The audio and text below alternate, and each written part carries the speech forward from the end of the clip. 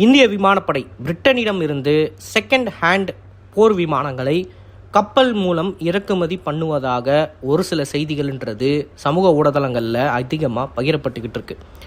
இந்த செய்தி என்ன அப்படின்னு பார்த்தீங்கன்னா, நம்ம கிட்ட இருக்கக்கூடிய ஜாகுவார் ரக போர் விமானங்கள் ஒரு கிரவுண்ட் அட்டாக் ஏர்கிராஃப்ட். என்னதான் இந்த போர் விமானம் மிக மிக பழமையான விமானமாக இருந்தாலும் இதில் ஏகப்பட்ட அப்கிரேட்ஸை பண்ணியிருக்கோம்.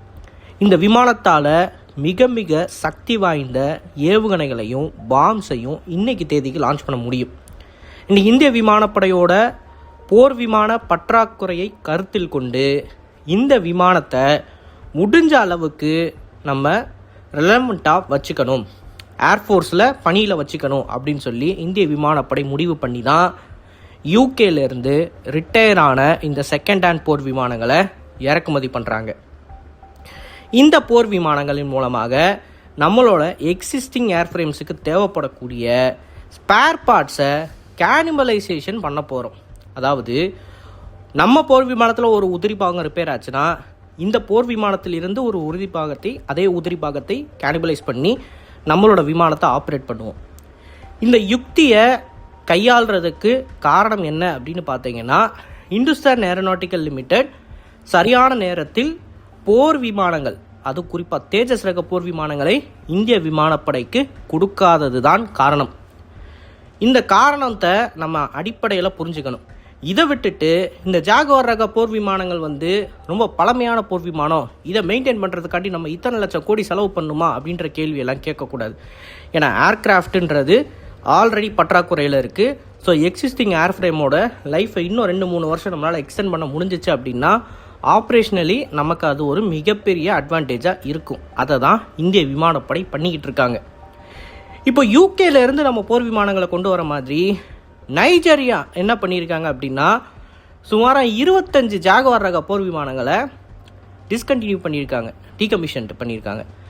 இந்த டீகமிஷனான 25 ஏர்ஃப்ரேமையுமே நைஜீரியா கிட்டேருந்து ஒரு நல்ல காஸ்ட்டுக்கு நம்மளால் வாங்க முடிஞ்சிச்சு அப்படின்னா எக்ஸிஸ்டிங் ஜாகுவார் ரக போர் விமானங்களுக்கு தேவையான உதிரி பாகங்கள்ன்றது தங்கு தடையின்றி நமக்கு கிடைக்கும். இப்போது ஏர்கிராஃப்டோட லாஜிஸ்டிக்ஸை பொறுத்த வரைக்கும் இப்படி பழைய விமானங்கள்லேருந்து உதிரி பாகங்களை சோர்ஸ் பண்ணலாமா?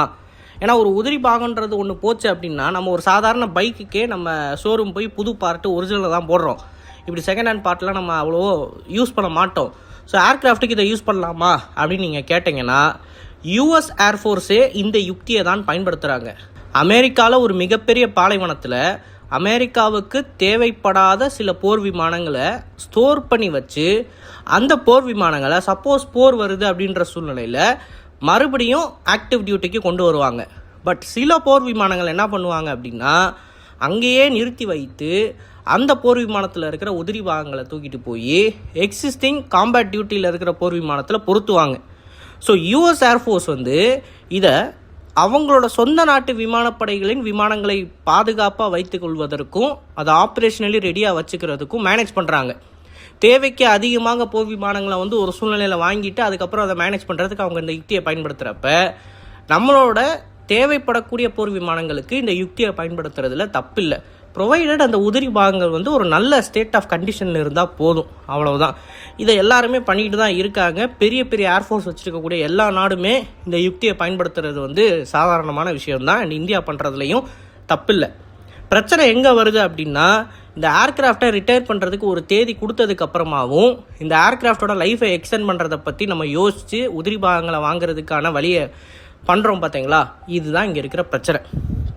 ஓகே, இதுக்கடுத்து நம்மளோட ஃபீல்டு மார்ஷல் ஆசு முன்னிரை பற்றி ஜேடி வேன்ஸ் அவர்கள் ஒரு கருத்தை தெரிவிச்சிருக்காரு. என்ன கருத்து அப்படின்னு பார்த்தீங்கன்னா, எல்லாருக்கும் தெரியும், இந்த சுவிட்சர்லாண்டில் பீஸ் டாக்ஸ்ன்றது போய்கிட்டு இருக்கு ஈரானுக்கும் அமெரிக்காவுக்கும் நடுவில். இந்த பீஸ் டாக்ஸை டீஸ்டேபிளைஸ் பண்ணுற மாதிரி இஸ்ரேலியஸ் லெபனானில் ஸ்ட்ரைக்ஸை பண்ணிக்கிட்டு தான் இருக்காங்க. ஸோ பீஸ் டாக்ஸ் எந்த நிலமையில் போகுது அப்படின்றது இன்னும் யாருக்கும் தெரியல. ஜேடி வேன்ஸ் என்ன சொல்லியிருக்காரு அப்படின்னு பார்த்தீங்கன்னா, I have joked that I have two very important people in my life, an Indian and a Pakistani. The Indian is my wife and the Pakistani is a field marshal. இவரோட கருத்து அப்படின்றது என்னவா இருக்குது அப்படின்னு பார்த்தீங்கன்னா, அமெரிக்காவோட கண்ணோட்டத்தை பொறுத்த வரைக்கும் பாகிஸ்தானும் இந்தியாவும் ஒன்று தான் எங்களுக்கு அப்படின்ற மாதிரி சொல்கிறாரு. பட் இந்தியாவாகிய நம்மளோட நாடு பாகிஸ்தானோட உறவில் இருக்கக்கூடிய எந்த ஒரு நாடு கூடயும் சமரசமாக நம்ம போக மாட்டோம். அன்லெஸ் அண்ட் அன்டில் அந்த கண்ட்ரி ஸ்பெசிஃபிக்காக வந்து நம்மக்கிட்ட இந்தந்த ரீசன்ஸ்காண்டி தான் நான் பாகிஸ்தானோட ஒரு உறவில் இருக்கேன், வேறு எந்த ரீசனும் கிடையாது அப்படின்னு சொல்லாத வரைக்கும் நம்ம மிலிட்டரி டைஸில் ஈடுபட்டாலோ இல்லை பொலிட்டிக்கலாக வந்து அவங்களுக்கு சப்போர்ட் கொடுத்தாலும் துஷ்டனை கண்டு தூரம் விலகி இருக்கிற மாதிரி அந்த குறிப்பிட்ட பர்டிகுலர் கண்ட்ரியை கண்டு நம்ம தூரம் தான் இருப்போம். ஆனால் அமெரிக்காவோட நம்ம சமீப காலத்தில் ரொம்ப நெருக்கமாக போய்கிட்டு இருக்கிற சூழ்நிலையில் ஜேடி வேன்ஸோட இந்த கருத்து, எனக்கு பாகிஸ்தானும் அமெரிக்காவும் ஒன்று தான், அதாவது அவரோட ஒய்ஃபோட ஃபீல்டு மார்ஷல் ஆசிம் முனீரை கம்பேர் பண்ணுறாரு. ஸோ இவரோட இந்த ஸ்டேட்மெண்ட்டுன்றது கண்டிப்பாக கூடிய சீக்கிரம் அமெரிக்கா வந்து வருத்தப்பட போகிறாங்க. ஏன்னா இதற்கான ரியாக்ஷன்ஸ் வந்து இந்தியா கிட்டேருந்து கண்டிப்பாக கிடைக்கும்.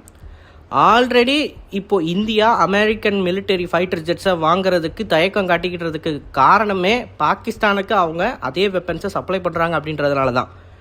மீண்டும் இவர்கள் இப்படி சொல்வது இன்னமும் அமெரிக்காவை நம்ப முடியாது அப்படின்ற ஒரு சூழ்நிலையை இந்தியன் பாலிடிக்ஸில் ஏற்படுத்தும். ஸோ இந்த வீடியோவில் நான் சொன்ன கருத்துக்களை பற்றி நீங்கள் என்ன நினைக்கிறீங்க அப்படின்றத மறக்காமல் கமெண்ட்ஸில் பதிவிடுங்க. அண்ட் இது போல் நிறைய தகவலை தெரிந்து கொள்ள டிபிஎஸ் பேஜை ஃபாலோ பண்ணிக்கோங்க.